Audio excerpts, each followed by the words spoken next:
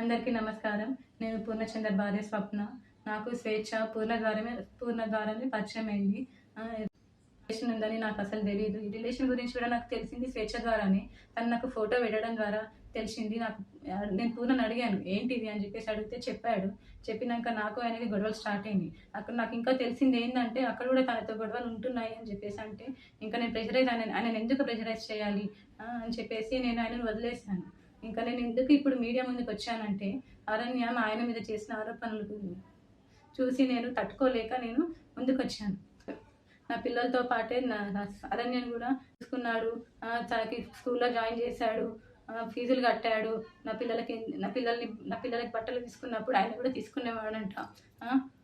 నేను నీ కన్న తండ్రి కూడా వదిలేసి వెళ్ళిపోయిండు. వెళ్ళిపోతే కూడా పూర్ణ ఆ స్థానం తీసుకున్నాడు. కన్న తండ్రి కన్నా ఎక్కువనే చూసుకున్నాడు. నా కూతురుని ఎలా అయితే చూసుకున్నాడో నిన్ను కూడా అలానే చూసుకున్నాడు అరణ్య. కానీ నువ్వు ఇలాంటి నిందలు వేయడం కరెక్ట్ కాదు.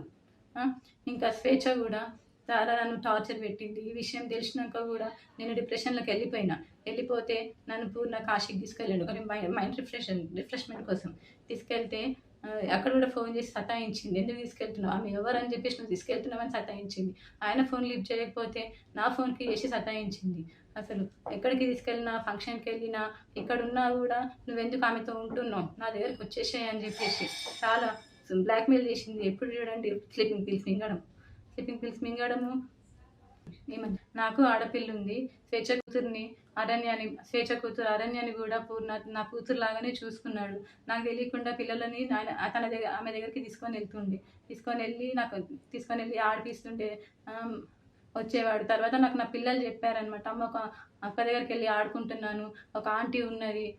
ఒక ఆంటీ నన్ను అమ్మ అని పిలవమని చెప్పింది" అని చెప్పేసి నా కూతురు చెప్పింది.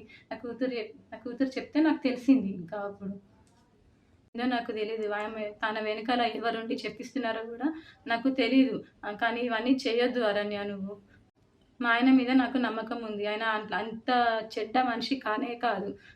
ఇంత చేరదీసిండు అరణ్య. మీ మమ్మీని ఇంత చేరదీసినా కూడా నా బతుకుని మీ మమ్మీ ఏం చేసిందమ్మా? తీసుకొని మమ్మల్ని రోడ్డు పాలు చేసేసింది.